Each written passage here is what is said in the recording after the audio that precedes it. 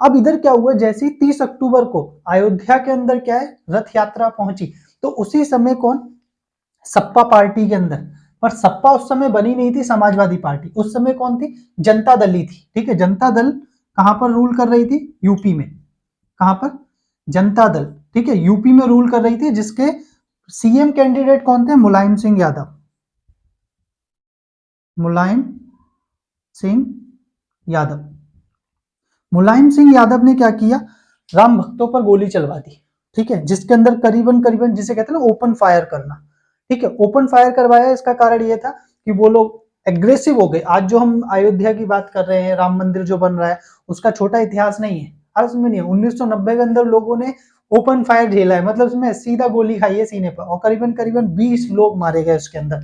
ठीक है, घायल हुए दंगे के अंदर। अब बेसिकली एक, जब 20 मारे गए होंगे तो घायल कितने हुए होंगे, लोग भगदड़ मची होगी तो कितने उसमें क्या है घायल हुए होंगे, उससे अंदाजा इस बात से लगा ले। तो गोली से घायल होना और एक क्या भगदड़ में घायल होना।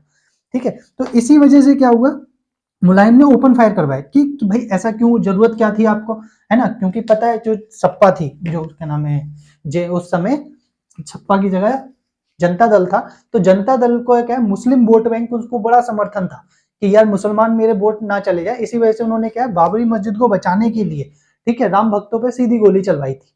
क्लियर हो गया। तो इसकी वजह से बीजेपी ने देखा कि यार जो सरकार है जनता दल की, उसे कौन समर्थन दे रहा है, हम समर्थन दे रहे हैं, हम समर्थन नहीं देंगे तो गिर जाएगी। उन्होंने समर्थन वापस ले लिया। आज समझिए कि हम इन्हें समर्थन वापस लेते हैं, अब उनके पास बहुमत नहीं रहा। ठीक है, इसकी वजह से क्या हुआ, नेशनल फ्रंट की सरकार गिर गई। ठीक है, फिर इलेक्शन हुआ 1991 के अंदर। अब क्या हुआ, बीजेपी जो कांग्रेस थी उसने अपना थोड़ा सा, ठीक है, वो मतलब जो सीटें थी उनमें बढ़ोतरी पाई। कितनी, 244 सीटें हो गई। और इधर जो जेपी थी, मतलब जो बीजेपी थी, ठीक है, उसको 120 सीटें मिली। देखो यहां पर बीजेपी का भी ग्राफ सुधरा, कांग्रेस का भी सुधरा, पर जेडी जनता दल का गिर गया 143 से 59, और सीपीआई कितना 35। अब सीपीआई का कोई इतना महत्व नहीं रह गया। ठीक है, इसलिए इधर की बाकी नहीं लिखा है। ठीक है, क्या हुआ 1991 के अंदर जब 244 सीटें आ गई, 273 सीटें चाहिए थी, तो इस समय तक क्या हुआ, दूसरी जो घटना घटी वो ये कि मई 1990 मई के अंदर 1991 के अंदर मई में क्या हुआ, राजीव गांधी की हत्या हो गई। अब कांग्रेस पार्टी को लीड कौन करेगा, तो कांग्रेस पार्टी को लीड कौन करेगा, तो कांग्रेस पार्टी को लीड करेंगे नरसिम्हा राव। पीबी नरसिम्हा राव को प्रधानमंत्री बनाया गया कांग्रेस पार्टी की तरफ से। क्लियर है। अब यहां पर क्या है, एक विवाद भी हुआ था, याद हो तो, क्या नाम है, एक विवाद ये था कि झारखंड मुक्त मोर्चा से उन्होंने पैसे दिए थे। ठीक है, क्योंकि उनके पास मेजोरिटी अभी भी नहीं है, छोटी छोटी पार्टियां ली, उसके बावजूद भी मेजोरिटी नहीं हो रही थी, उनकी सरकार गिरी जा रही थी। ठीक है, इसलिए झारखंड मुक्त मोर्चा से उन्होंने पैसे देकर समर्थन लिया था। ठीक है, इस पे एक विवाद भी रहा था और अभी ये इशू उठा भी था।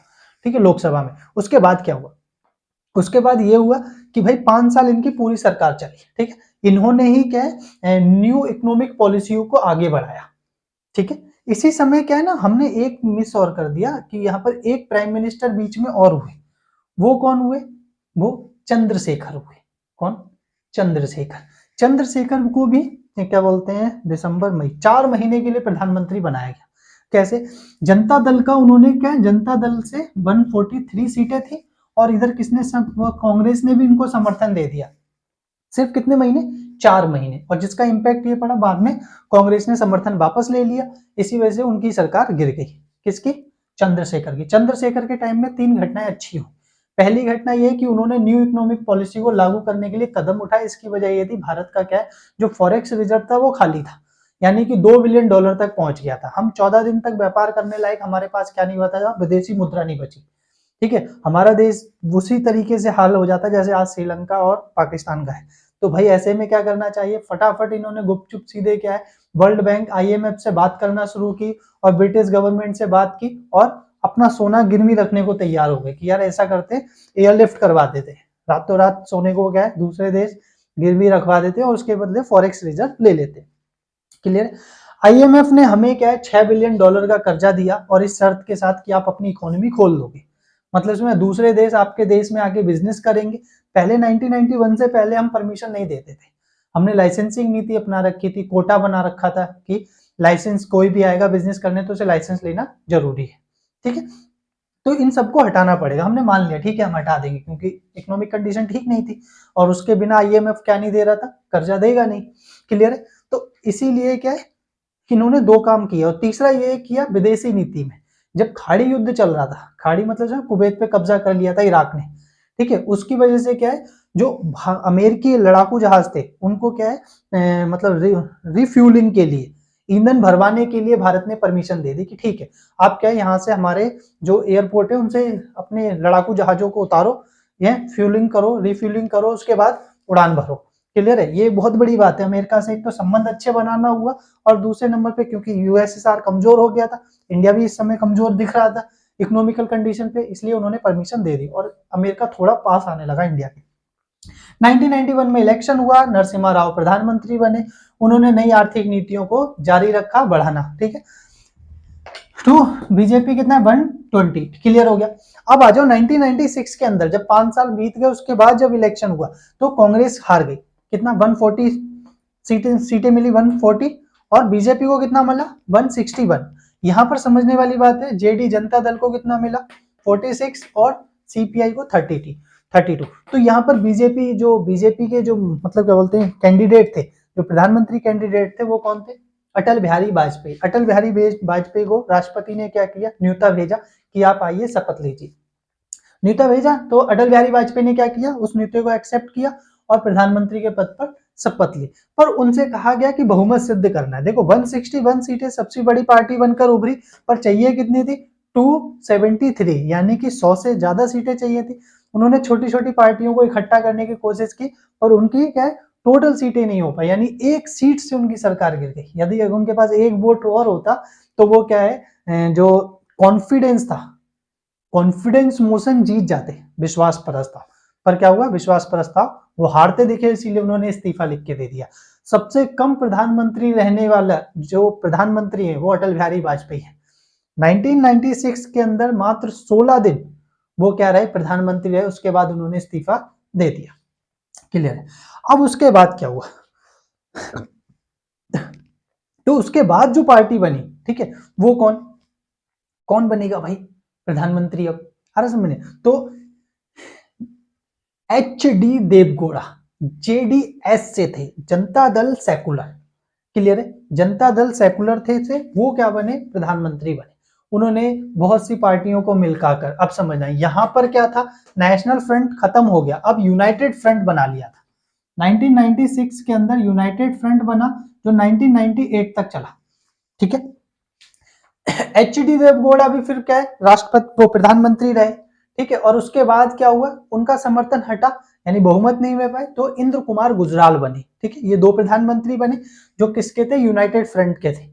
समझ में नहीं आ रहा, पर दोनों क्या लंबे समय तक सरकार नहीं चला पाए। 1998 में फिर इलेक्शन हुआ, ठीक है। और इस समय कौन, कांग्रेस और आपका क्या है बीजेपी, ठीक है। बीजेपी को 182 सीटें मिली, वही है 273 कैसे की जाए, तो इन्होंने क्या किया एनडीए बना लिया कि यार अकेले तो जीतना मुश्किल पड़ रहा है, ऐसा करते छोटे छोटे गठबंधन मतलब पार्टियों को भी साथ में रख लेते हैं। और इस दौरान जो गठबंधन बना वो 1996 से अब तक चल रहा है, ठीक है।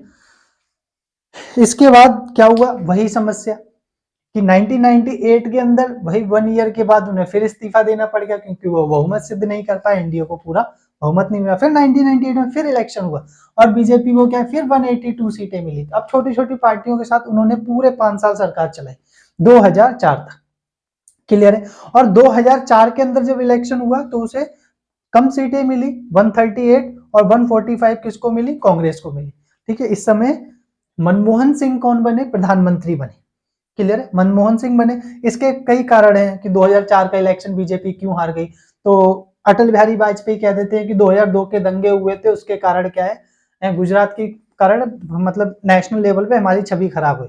उन्होंने तो इस समय मोदी जी सीएम थे तो उन्होंने बोला अगर ऐसा कुछ होता तो गुजरात में भी तो हम हारते, और ऐसा कुछ होता तो नेशनल आज प्राइम मिनिस्टर नहीं होते नरेंद्र मोदी, अगर गुजरात दंगों का प्रभाव पड़ता तो, क्लियर है। जबकि मेरा मानना तो यही है कि उसी वजह से प्रधानमंत्री को बहुत ज्यादा एक नाम मिला, ठीक है, नेशनल लेवल पे लोग जानने लगे कि व्यक्ति कौन है वो, है ना।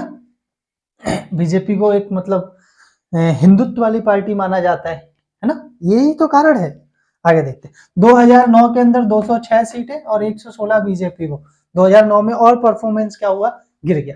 क्लियर। अब यहाँ पर फिर मनमोहन सिंह की सरकार बनी, पर इस समय क्या हुआ, इस पार्टी में बहुत सारे घोटाले हुए, जैसे कि कोयला घोटाला हुआ, 2G स्पेक्ट्रम हुआ, कॉमनवेल्थ घोटाले हुए। ठीक है, इस समय क्या इतने घोटाले हुए कि अन्ना हजारे क्या है आंदोलन पे भी बैठे और बड़ा फेमस हुआ था। ठीक है, लोकपाल बिल लेकर आना है। ठीक है, इसी वजह से क्या हुआ कि 2014 के अंदर जब इलेक्शन हुआ तो कांग्रेस को बड़ी सीटों का हार हुई और 44 सीटों पे आ गई, और बीजेपी क्या है नरेंद्र मोदी के नेतृत्व में क्या 282 सीटें लाई, यानी कि मेजोरिटी 273 चाहिए, 282 सीटें आई। 2019 के अंदर और बेटर परफॉर्मेंस करते हुए उन्होंने 303 सीटें लाई। अब देखो 2024 का इलेक्शन कैसा होता है। ठीक है, तो 19 के